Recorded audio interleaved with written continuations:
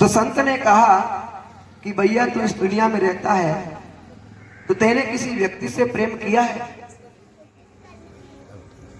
अगर तेने किसी व्यक्ति से प्रेम किया है, प्रेम का मतलब व्यवहार और आत्मीयता, तो तेने किसी से प्रेम किया है? कभी किसी से तूने प्रेम किया है?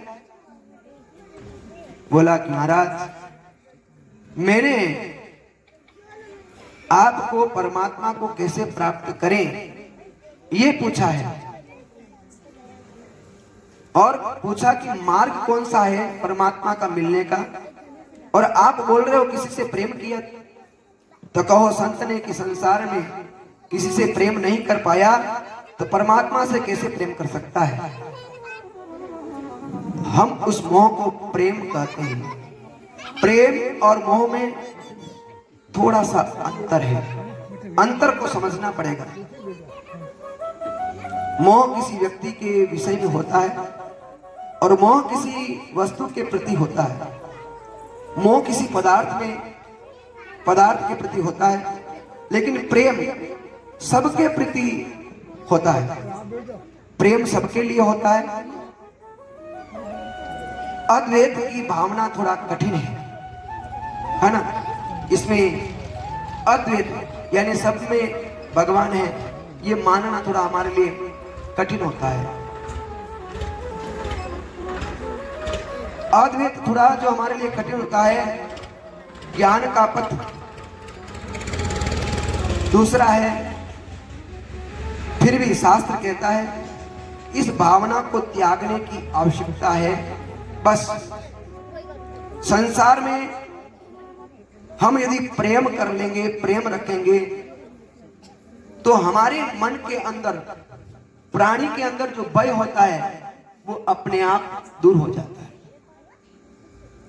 मान लो कोई व्यक्ति अपने साथ में यात्रा कर रहा है और वो अपने नजदीकी गांव का है।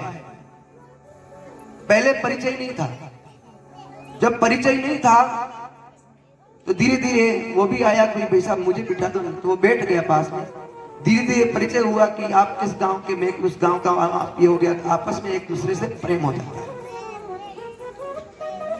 और यदि अपना बैग, अपना थैला, अपनी कोई कीमती चीज भी पड़ी होती है ना, तो हम कहीं थोड़ा सा इधर उधर कहीं जाते हैं, गाड़ी के अंदर ही घूमने जाते हैं, कहते भैया ध्यान रखना। जब वो मिला था तब हमारे से, हमको उससे डर था, डर रहता है। और जब उससे आत्मीयता हो गई तो अपने आप डर दूर हो जाता है ना। उसी प्रकार से यदि हम भगवान से भी यदि प्रेम रखेंगे तो अपने आप अपने मन का डर भी दूर हो जाएगा। और यदि हम किसी व्यक्ति से प्रेम रखेंगे तो हमारा जो भय होता है वो अपने आप दूर हो जाता है।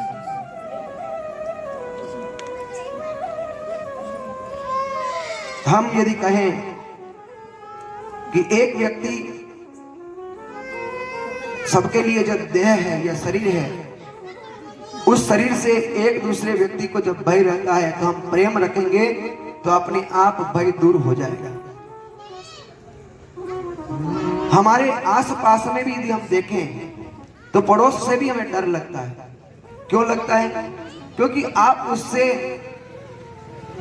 प्रेम नहीं रख रहे हैं, तो इसका मतलब आपको वहां पर भय रहेगा।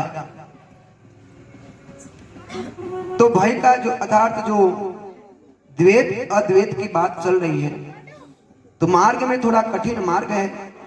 फिर भी यदि हम भक्ति मार्ग से चलेंगे तो भक्ति माने प्रेम, और प्रेम सबके लिए होता है। सबके लिए जब देह से नहीं होता, और वही आत्मा व्यक्ति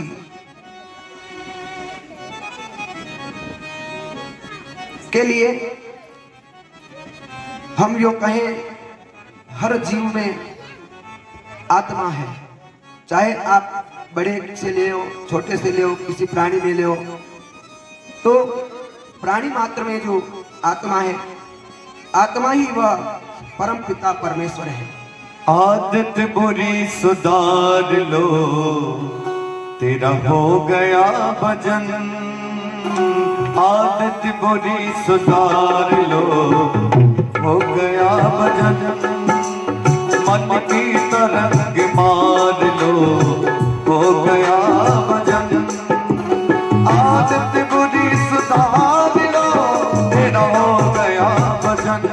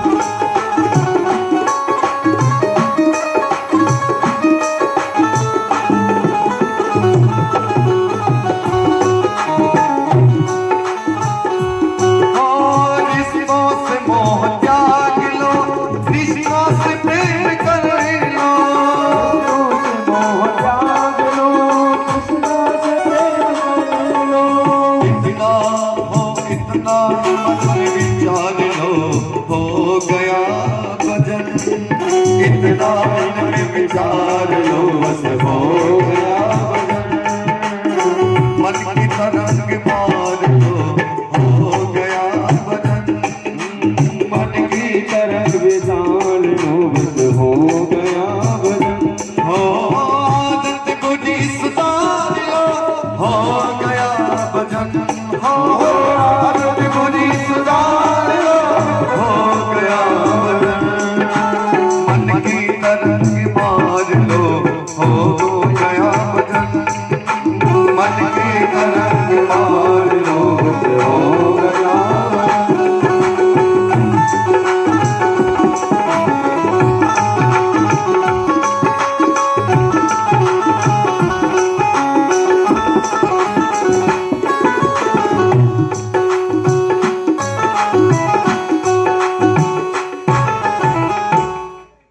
बोली विष्णु भगवान की जय हो, भागवत भगवान की जय हो। अद्वैतवाद की बात आ रही थी कि जो हम बात यही कर रहे हैं,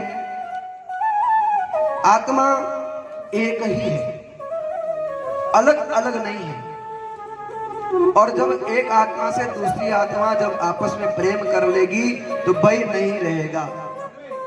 हम इस अद्वैतवाद को हम एक इस तरह समझ सकते हैं, जैसे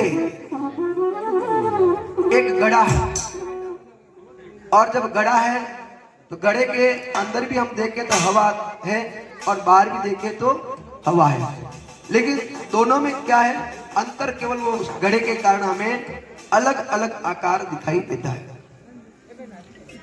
इसी प्रकार से कह रहे हैं कि यदि मान लो वो गड़ा यदि फूट जाए तो गड़े की अंदर की जो हवा है वो इस प्रकृति में मिल जाएगी, सब एक हो जाती है।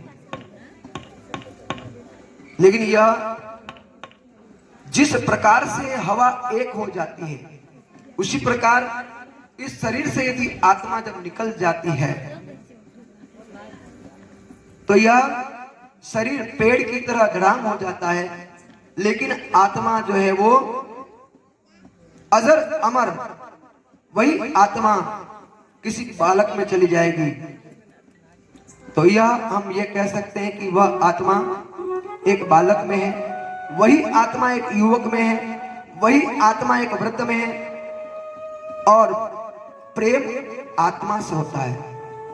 और भक्ति का यह मार्ग बहुत सरल है, इसमें ज्यादा कोई पढ़ने की जरूरत नहीं है, ज्यादा किताबी ज्ञान लेने की जरूरत नहीं है।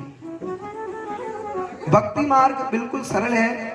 हाँ, ये कोई दूसरी बात है कि हमारा प्रेम होगा तो उसके कोई भय नहीं होगा, यही भी भगवान बता रहे हैं और हमारे ग्रंथ बता रहे हैं कि भक्ति से यदि हम अपनी यात्रा का प्रारंभ करेंगे तो परमात्मा के स्वरूप का ज्ञान भी होता है, क्योंकि भक्ति ही जन्म हमें देती है और ज्ञान को बंधुओं भक्ति ही जन्म देती है।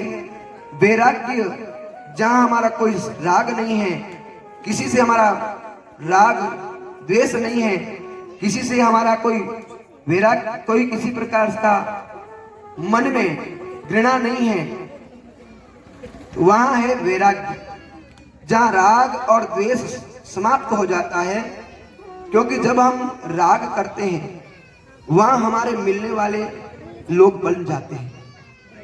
जहां हम द्वेष करेंगे तो लोग हमारे शत्रु बन जाते हैं। जहां पर हमारा राग और द्वेष जब मिट जाता है उसे कहते हैं वैराग्य। तो भक्ति से हमारी यात्रा का शुभारंभ करेंगे, निश्चित रूप से वैराग्य भी प्राप्त हो जाएगा। आप लोग यहां पर गाते रहते हैं, कीर्तन करते रहते हैं, और वो कीर्तन कैसा है? श्री कृष्ण गोविंद हरे मुरारी, हे नाथ नारायण वासुदेवा। कृष्ण गोविंद हरे मुरारी, हे नाथ नारायण वासुदेवा। कृष्ण गोविंद हरे मुरारी, हे नाथ नारायण वासुदेवा। हे नाथ नारायण वासुदेवा, हे नाथ नारायण वासुदेवा।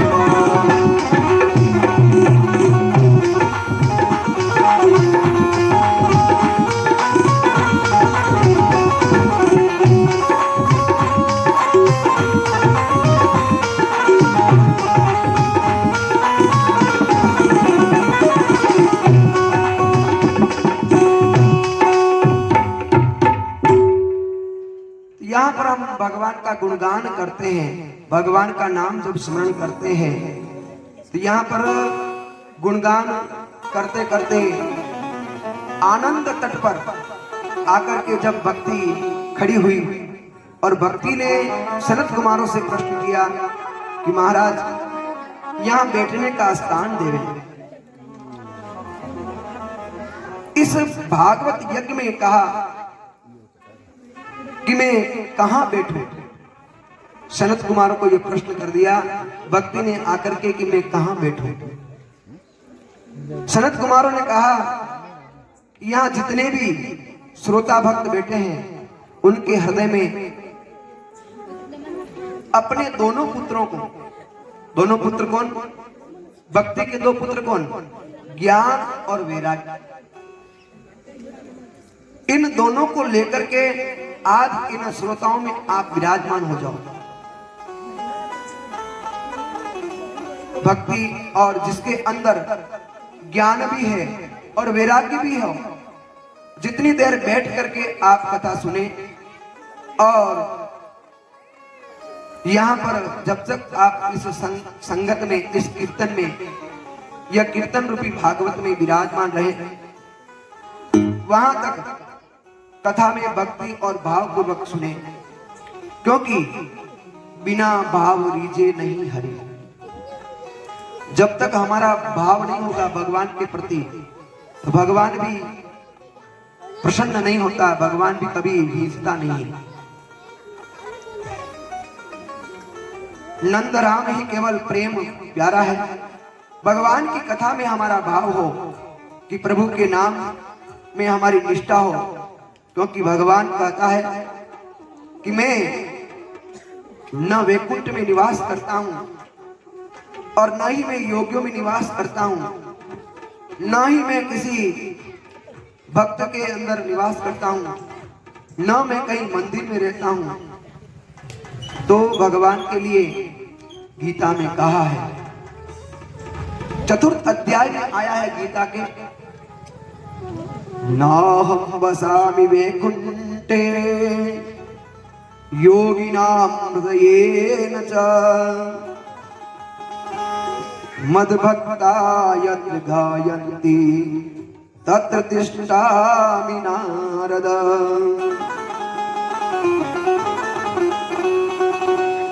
गीता जी में चतुर्थ अध्याय में ये आया है, भगवान ने कहा जहां मेरे भक्त मेरा कीर्तन करते हैं, मेरी कथा का श्रवण करते हैं, हे नारद तत्र तिष्ठामि अहम तत्र तिष्ठामि यत्र कथा भवति। जहां मैं वहां बैठता हूं जहां मेरा कीर्तन होता है, और वहां भक्त लोग जब कीर्तन करते हैं तो मैं साक्षात उनके अंदर विराजमान होता हूं। वहीं पर आकर मैं बैठ जाता हूं।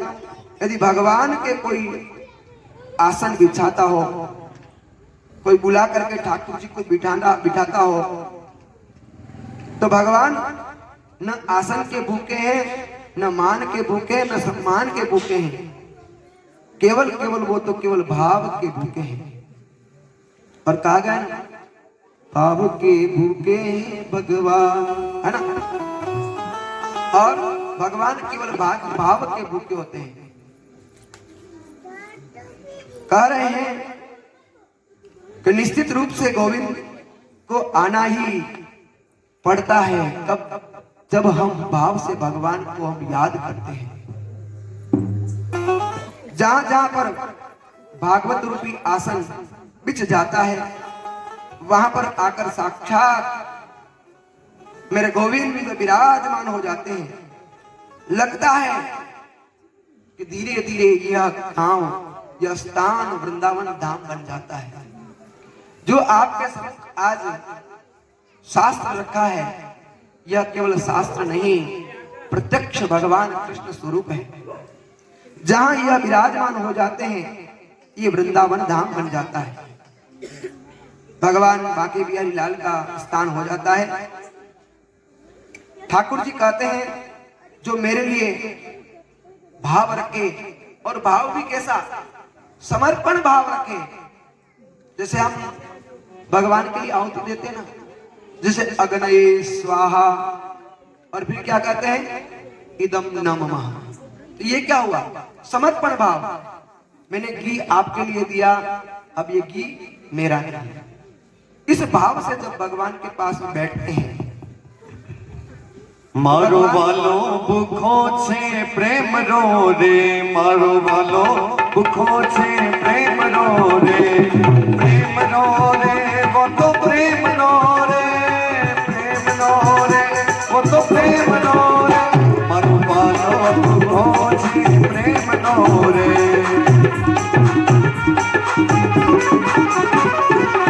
दुर्योधन के मेवा जागे, दुर्योधन के मेवा जागे, साग विदुर कर खायो रे, साग विदुर कर खायो, मरो मारो भूखों से प्रेम रो रे।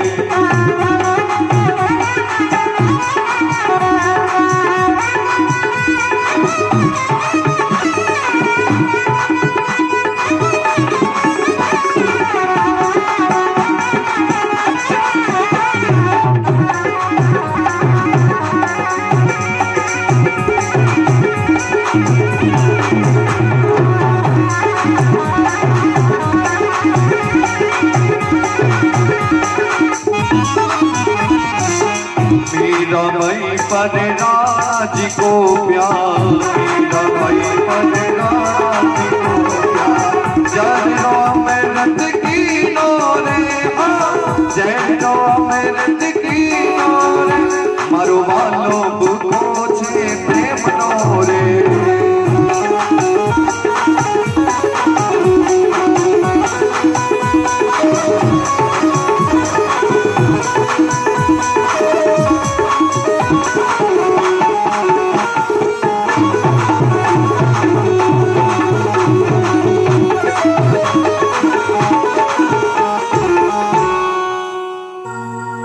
बोलिए भागवत भगवान की।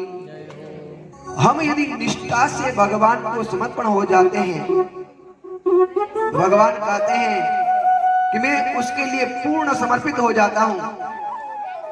एक बार भगवान के शरणागत होकर आप देखो, भागवत की कथा में हम जो बैठे हैं, भक्ति पूर्वक बैठे, अपनी बुद्धि से थोड़ा मंथन करते रहे, क्योंकि जब आप भक्ति रूप में बैठेंगे तो आपके अंदर कई भाव जागृत होंगे, है ना।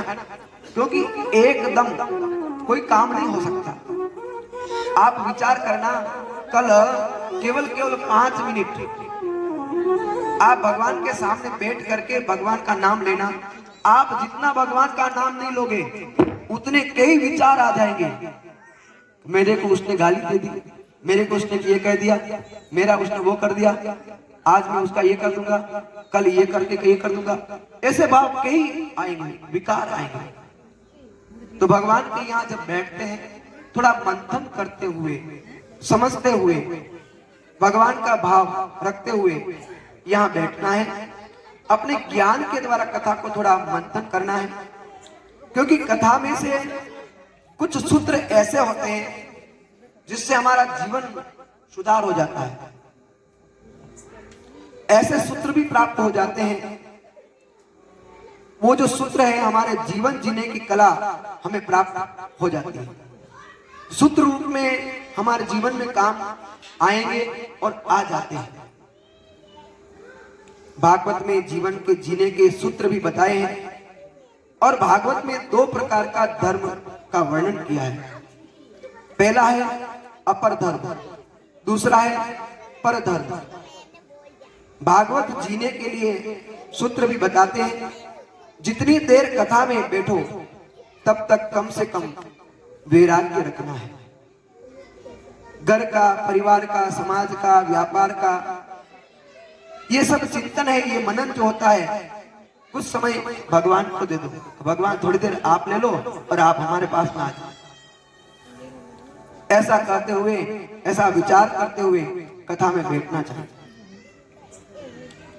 ये बिल्कुल पक्की बात है, और हमें समझ लेना चाहिए, यदि आप भगवान के किसी कार्य में लगे तो भगवान आपका कार्य, आप बैठे हैं कथा में, लेकिन जहां आपकी अनुपस्थिति है वहां प्रभु स्वयं ठाकुर जी की उपस्थिति हो जाती है।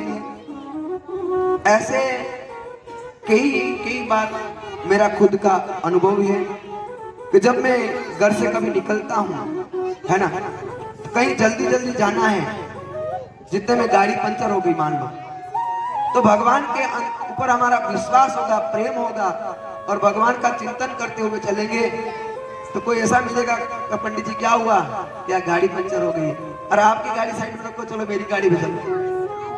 ये भगवान की कृपा कोई कम है क्या?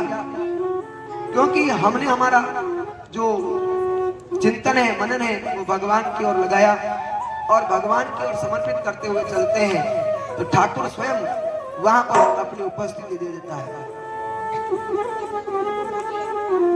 जहां भागवत की कथा में लोग संकल्प लेकर के भी बैठेंगे, और जो यदि यहाँ बैठेंगे संकल्प लेके, भगवान उनकी संकल्पता को पूरा करेंगे। केवल हम एकाग्रचित होकर के मन लगाकर कथा का श्रवण करेंगे। ऐसे भक्तों की बात हुई है और उन्होंने मुझे बताया, है ना, कई बार ऐसा लोग भी कभी कभी हम बातचीत करते रहते हैं तो लोग कहते हैं कि यार पंडित जी मेरे को जो काम करना था मेरे से नहीं हो रहा था, और भगवान को जब मैंने याद किया तो तुरंत वो काम अपने आप हो गया। तो यदि हम ऐसा कार्य करेंगे निष्ठा से, भक्ति से, प्रेम से, भगवान के यदि यहाँ बैठेंगे तो अवश्य कार्य पूरा हो जाता है। कभी कभी हम पूजा में जाते हैं तो लोग कहते हैं कि पंडित जी हम 2 घंटे 3 घंटा पूजा में नहीं बैठ सकते हैं। ठीक है भाई, आप नहीं बैठ रहे तो कोई बात नहीं, चलो मैं आपकी पूजा जो है, चलो मैं 1 घंटे की पूजा होगी वो 10 मिनट में करा दूंगा। जब भगवान के लिए हम जब बात करते हैं तो करते करते उस पूजा में 1 घंटा 2 घंटा 3 घंटा कहीं निकल जाता है, तो गोडे का दर्द भी कहीं चला जाता है। ऐसा कई बार मेरे सामने ऐसा हुआ है। कभी कभी तो ऐसा भी लगता है कि वो कहता पंडित जी यार जब हम 2-3 घंटे बैठ जाते हैं और बैठते हैं तो फिर बाद में जब वो घड़ी देखता है तो कहता 3 घंटे मेरी जिंदगी में पहली बार बैठा। तो ये भगवान की कृपा होती है। आपके भी यदि मान लो किसी घुटने में दर्द है ना, तो आप चिंता ना करें, भगवान को थोड़ी देर सौंप दें तो अपने आप बैठेंगे तब तक घुटने दर्द नहीं करेंगे। ये विश्वास है मेरा, पक्का विश्वास है। भगवान रूपी दवाई है। यहाँ पर यदि हमारे जीवन में कोई पाप हो गया हो तो भी हम कथा श्रवण करने से सारे पाप दूर हो जाते हैं। आज नारद जी भी कथा श्रवण करने के लिए गंगा के तट पर बैठे, तो नारद जी ने भी प्रश्न किया कि महाराज यह बताएं कि भागवत कथा किस किस प्राणियों को पवित्र करती है। ये भागवत कथा मानवों के द्वारा किया गया पाप है उसको भी दूर करती है क्या? यदि हमारे जीवन में कोई पाप हो गया हो तो ये 5 प्रकार के पापों के विषय में शास्त्रों में आया है। पहला ब्रह्मघाती, अर्थात ब्राह्मण के ऊपर घात करने वाला। दूसरा है गौघाती, गाय को मारने वाला। तीसरा है मद्यपानी या चोरी कर्म करने वाला। और कह रहे हैं कि यदि कोई सत्संगति में नहीं है तो भी अपने से भी कोई ऐसा गलत काम हो गया हो, कामी हो, कुटिल हो, अपने गुरुजनों को कभी कभी अनादर कर दिया हो या अनादर हो गया हो। आप और हम इस जीवन में आए हैं तो माता पिता हमारे बड़े नजदीकी होते हैं, तो उनके लिए भी हमारे कभी कभी माता पिता को भी हमसे कोई तिरस्कार हो गया हो या हुआ हो। यदि हम संकल्प लेकर इस भागवत कथा का श्रवण करने के लिए बैठे और निष्ठा से भी भागवत का श्रवण करें तो भागवत कथा का 7 दिन इस सप्ताह श्रवण करने से सप्ताह यज्ञो न कलो पुनन्तु ते, सप्ताह यज्ञो न कलो पुनन्तु ते। कह रहे कि हमारी पाप राशि या जो भी है वह जलकर नष्ट हो जाती है। कितने लोग गुरुजन के सामने भी कभी अनादर हो गया हो, गुरुजन का अनादर कर दिया हो, माता पिता को कहीं अपशब्द कह दिया हो, इस प्रकार के जो पाप हो गए हैं वो भी हमारे जीवन से दूर हो जाते हैं। एक सप्ताह में हम जिस भाव से, जिस संकल्प से को लेकर बैठेंगे श्रीमद् भागवत भगवान के चरणों में बैठने से भागवत भगवान अवश्य पूर्ण करते हैं। लेकिन इस महायज्ञ की विशेषता है, संकल्प आप सबका हो सकता है, लेकिन जिस यज्ञ में स्वयं प्रभु बैठे हो और उस यज्ञ में हम कई संकल्प लेकर बैठे, हम और हमारा संकल्प पूर्ण न हो, ऐसा यह कैसे हो सकता है? अर्थात हमारा संकल्प पूर्ण होकर रहेगा क्योंकि भगवान स्वयं हमारे सामने विराजमान है। और हम सबकी ओर से भागवत श्रवण करने के लिए आप सब लोग बैठे हो, सुन रहे हो, वह तो अच्छी बात है, लेकिन मेरे सामने मुझे तो साक्षात प्रभु दिखाई दे रहे हैं। आप ध्यान से गौर से कथा श्रवण करते रहें और सांवरे का जो रूप है इसे आप निहारते रहें, है ना। तो आपको एक सुंदरता कैसे दिखाई दे।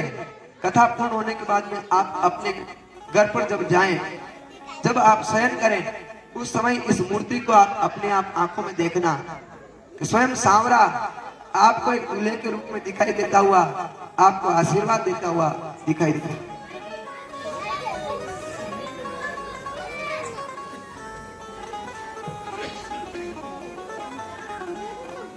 जो ही प्रभु कन्हैया की बात जब हम इस प्रकार से करते हैं, कल ही मैंने आपको कहा है, इस सप्ताह यज्ञ में यजमान कौन है? स्वयं भगवान लक्ष्मी नारायण, स्वयं सांवरा। और यज्ञ कराने वाला कौन? भगवान खुद है।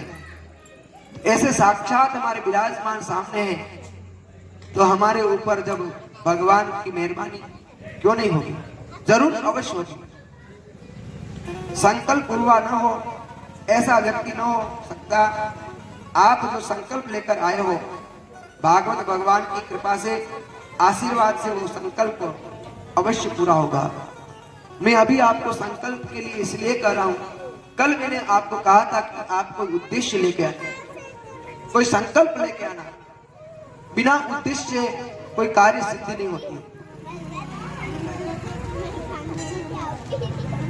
कल भी कहा था कि भगवान की कृपा और भागवत की कृपा हम कभी धन बल से, तन बल से, जन बल से हम नहीं ले सकते।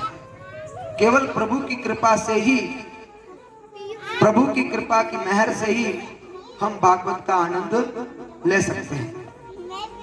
और हमारा केवल केवल आत्मबल होना चाहिए। आत्मबल से सत्संग मिलना, यह भी बहुत बड़ी बात है। ये तो ठाकुर जी की कृपा का बल है। यहाँ तो भगवान की कृपा है कि हमारा यह यज्ञ हो रहा है और किसी का बल नहीं। सप्ताह यज्ञ पुनः कलहो, कलयुग में यही बात कही है। अब नारद जी को शरद कुमारों ने बात कही, तो नारद जी ने प्रणाम कर उनके श्री चरणों में निवेदन किया कि महाराज, आप ये बताएं कि आपने जिन जिन के विषय में संकेत किया, तो पहले कहीं इतिहास में ऐसी घटना कहीं हुई? सनत कुमारों ने नारद जी को बताया कि नारद देखो, तुंगभद्रा नदी जो है उसके किनारे, उसके तट पर एक ब्राह्मण रहते थे और उनका नाम था आत्मदेव। कभी कभी आपको हम प्रश्न भी कर सकते हैं, ध्यान रखना। नाम क्या बताया? आत्मदेव। कहां का रहने वाले थे? तुंगभद्रा नदी के तट पर रहने वाले थे। उनका नाम था आत्मदेव। और आत्मदेव बचपन से ही ब्राह्मण कर्म करने वाला था और विद्वान भी था, ज्ञानी भी था। और उनकी पत्नी का नाम था धुंधली। वह सब प्रकार से सर्ववेद विशारद था, हर तरह का घर में आनंद था। लेकिन एक चीज की कमी थी, और वो कमी क्या थी कि घर में संतान नहीं थी। आप चाहे मकान कैसा भी सुंदर बना लो, अगर बच्चे घर में नहीं हो ना तो सुनसान लग जाता है। कभी कभी आप विचार करते होंगे ना, छोरा छोरी भाई यदि पीर परी जा लारे छोरा छोरी पर जा तो घर कशो लागे आप हो चलो। तो आत्मदेव के तो क्या था, आप विचार कर लो कि संतान नहीं थी। बेचारा परेशान हो गया। उसने देखा कि चलो मेरे कोई संतान नहीं है, तो मैं एक काम करता हूं, एक गाय ले आऊं, और गाय लाऊंगा तो उससे उसके बछड़ा होगा, है ना, तो मैं उससे भी मेरा समय पास कर लूंगा, उससे मेरा मन आह्लादित हो जाएगा, प्रसन्न हो जाएगा। लेकिन भगवान की कृपा से उस गाय के भी बछड़ा नहीं, न मालूम क्यों नहीं हुआ। अब वह व्यक्ति दुखी होकर के जो जो जो जो समय बीता और वो दुख से परेशान होने लगा, दुखी होने लगा।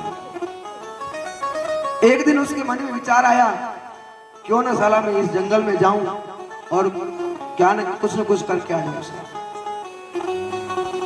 जो ही जंगल में गया तो वहां पर एक संत मिल गए।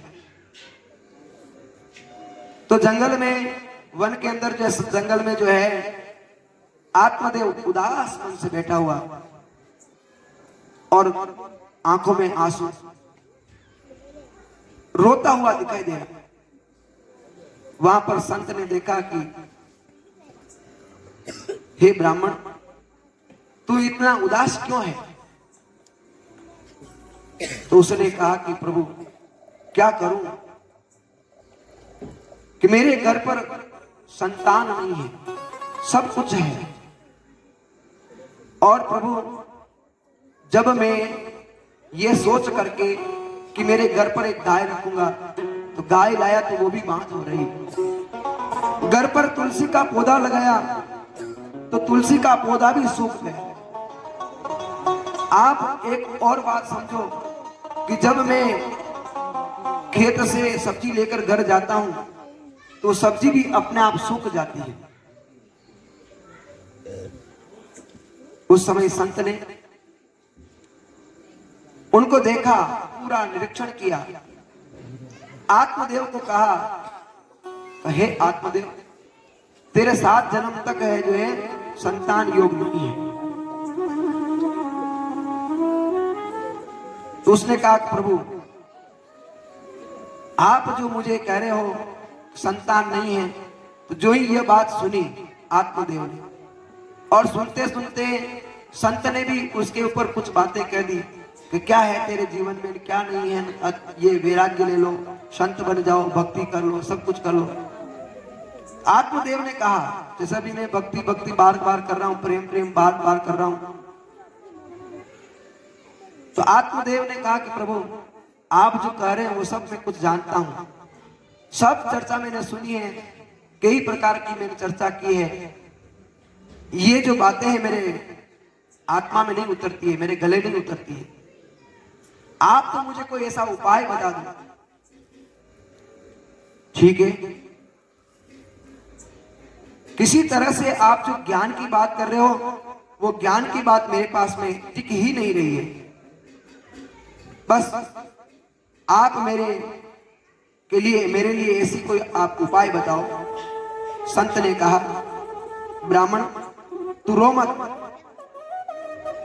देख मैं तुझे एक फल देता हूं। ब्राह्मण को संत ने जो है उस फल को अभिमंत्रित करके दे दिया और कह दिया कि जाओ घर जाकर ये फल अपनी पत्नी को दे देना, खिला देना। स्त्री इस फल को, जो भी स्त्री इस फल को संयम नियम के अनुसार खाएगी तो उसके 1 साल तक व्रत रख करके अपने कार्य में निरत रहे तो वह 1 साल बाद निर्मल व दिव्य संतान प्राप्त करेगी। ठीक है, आत्मदेव ने वो प्रसाद ग्रहण कर लिया और लेकर के वो अपने घर गया और धुंधली को बुलाकर कहा, हे देवी ये फल आप खा लो और इस फल के प्रभाव से हमारे घर में संतान उत्पन्न होगी, और वो भी कैसी दिव्य संतान प्राप्त होगी। धुंधली ने फल को लिया, लेकर के धुंधली ने विचार किया कि फल से क्या बच्चे बच्चे होते क्या।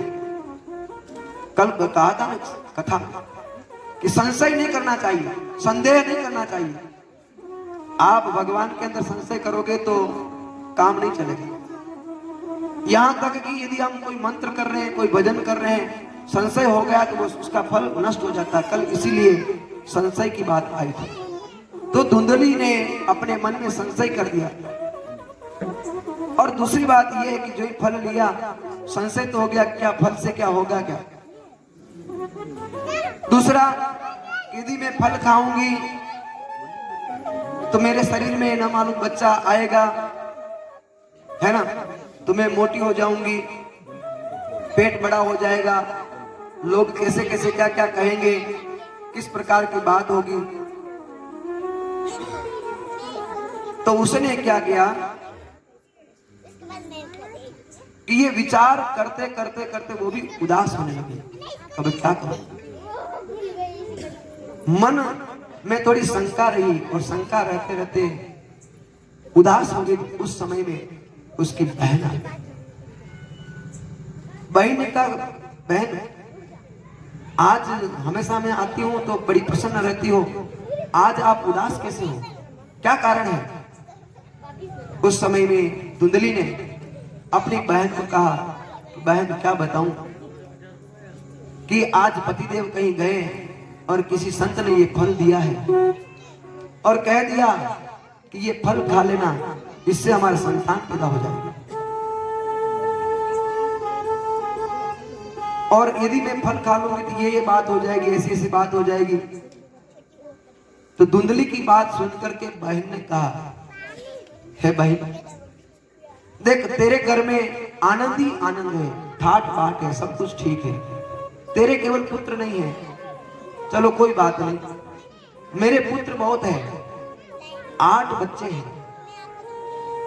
अब और होने वाला है। तो एक काम करें कि जो बच्चा होगा ना, तू ऐसे वैसे करके 9 महीने निकाल देना, है ना, थोड़ा पेट बड़ा करके बता देना, और जब मेरा बच्चा होगा तब ये बच्चा मैं तेरे को दे दूंगी, और तू मुझे कुछ धन दे देना जिससे मेरा परिवार चलेगा और बाल बच्चे भी आनंद से रह जाएंगे।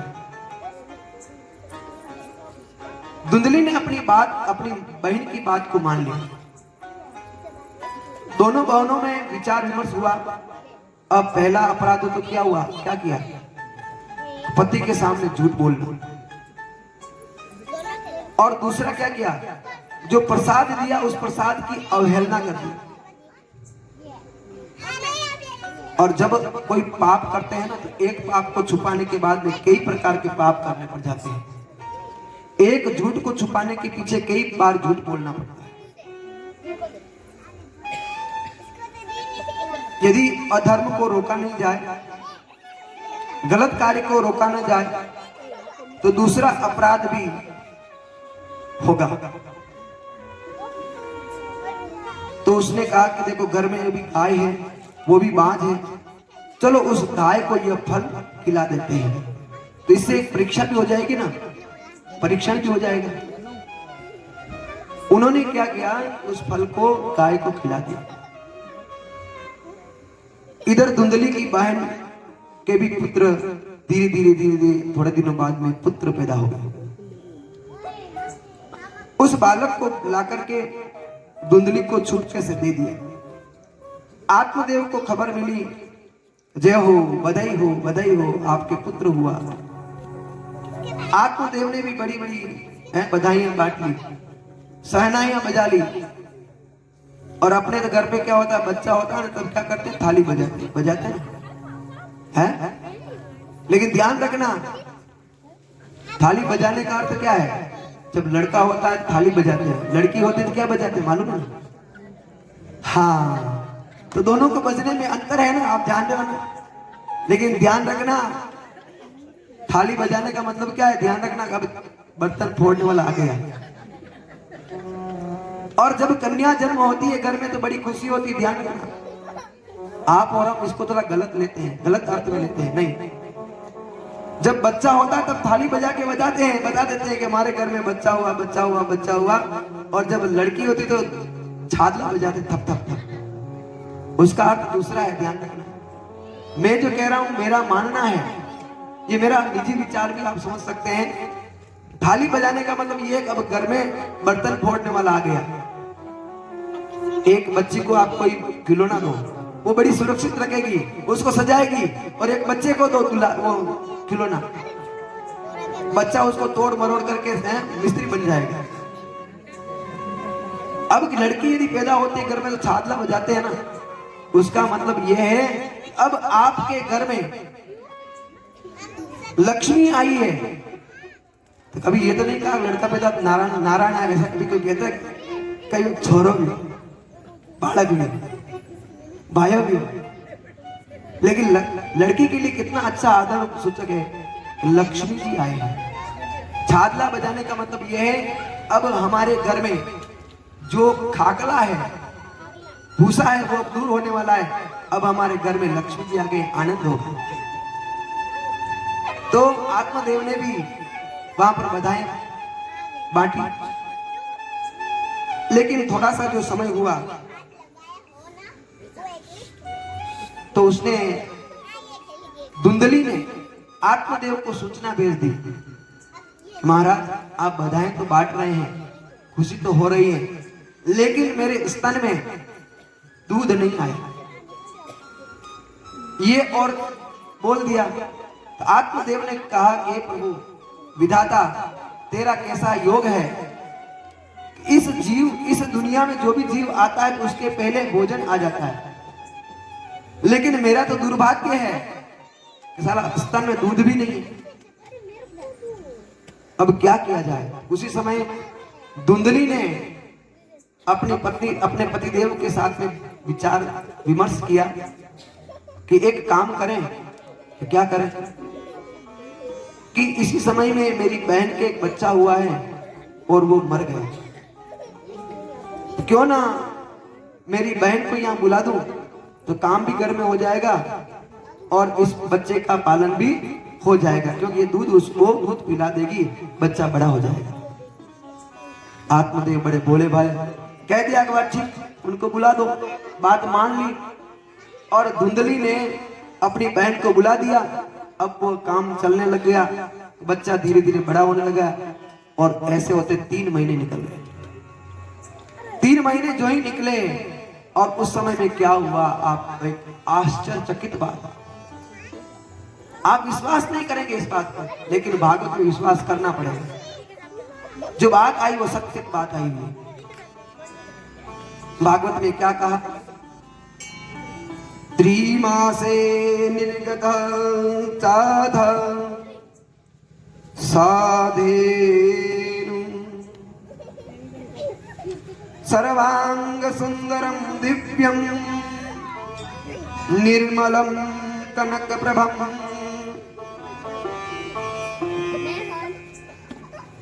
3 महीने के बाद आत्मदेव का नित्य कर्म था कि बाड़े में जाना, गाय को देखभाल करना, उसको पानी पिलाना, घास खिलाना, बस वो नित्य काम था।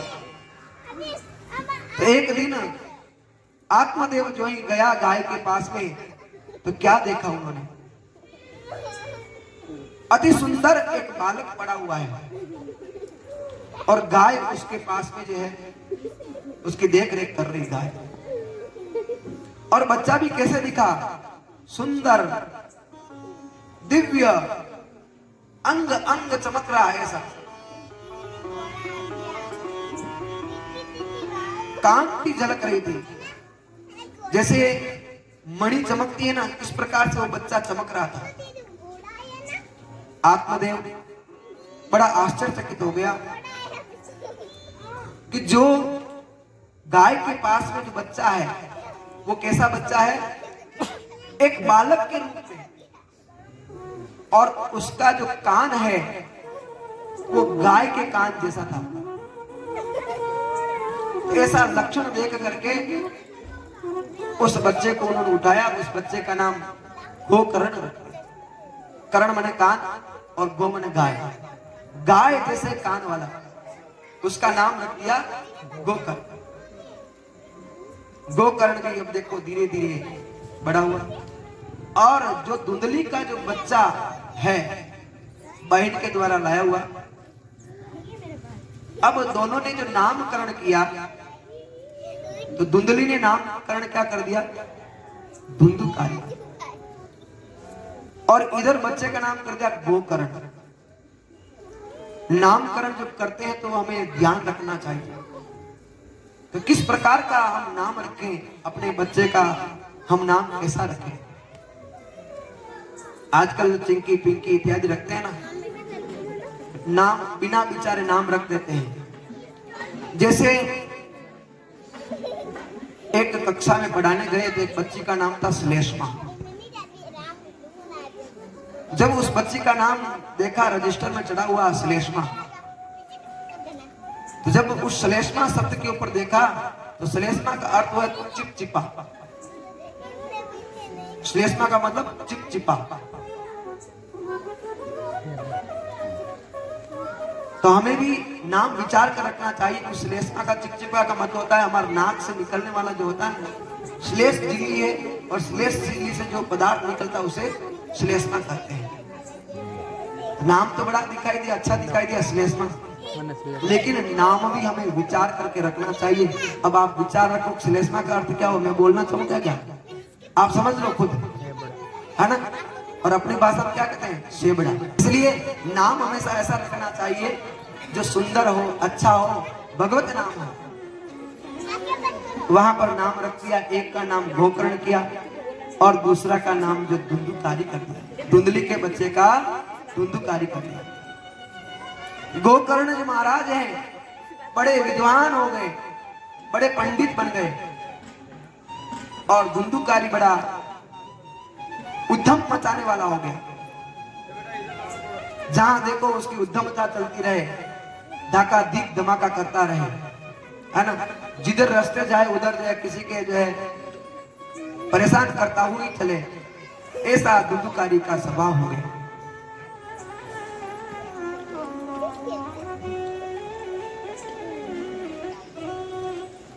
गोकर्ण जी उस बच्चे के हाव भाव से बड़े परेशान हो गए, और गोकर्ण जी महाराज ने अपने पिताजी से कहा कि पिताजी आप परेशान क्यों? परेशान क्यों? परेशान तो आप समझ रहे हैं कि धुंधुकारी की जो कार्यशैली है वो बहुत बड़ी विकट है। उन्होंने कहा कि आप हर क्षण बदलता रहता है, यह संसार का मतलब जो सरकता है, हर क्षण बदलता रहता है, हर क्षण जो बदलता रहता है, हर क्षण जो परिवर्तनशील है, एक सा नहीं रहता है। संत जनों का सत्संग करना, सत्पुरुषों का सत्संग करना, और उनके मुखारविंद से भागवत की कथा करे और प्रभु के नाम का आश्रय लेवे, क्योंकि उस परमात्मा का उस परमात्मा का जो नाम है, कोई माधव कहता, कोई कृष्ण कहता, कोई कान्हा कहता, कोई कनुआ कहता है, कोई उसे माखन चोर कहता है, कोई उसे जो है गोपियों का प्यारा कहते हैं। तो भगवान का नाम लेते हुए चलना चाहिए। इधर गोकर्ण जी महाराज अपने पिता को आश्वासन दे रहे हैं, आप रोइए मत, हमें भगवान के प्रभु के प्रति हमें ध्यान रखना चाहिए।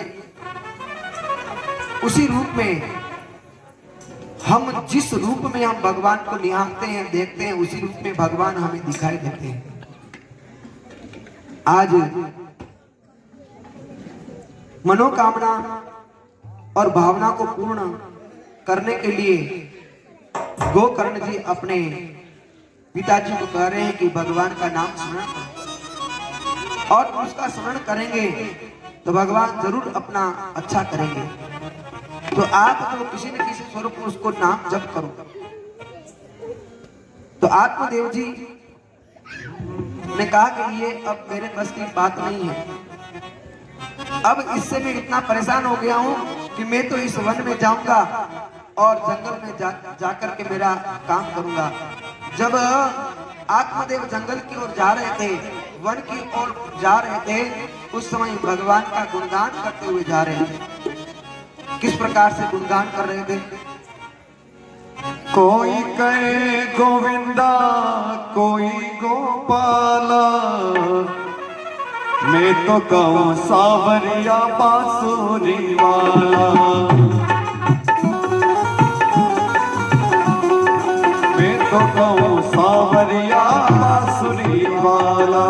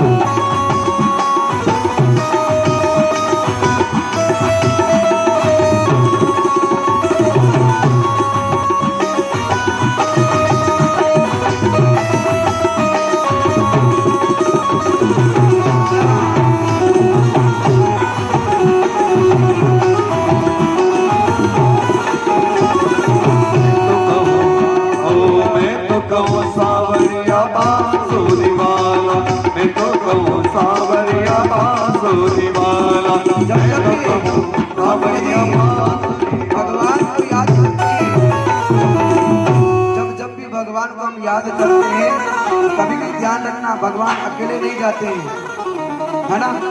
तो आत्मदेव किसको पुकार रहे हैं? सांवरिया को याद करते हुए जा रहे हैं। तो सांवरिया को जब याद करेंगे, कृष्ण कन्हैया को, लाल को याद करेंगे, तो साथ में कौन आएगी?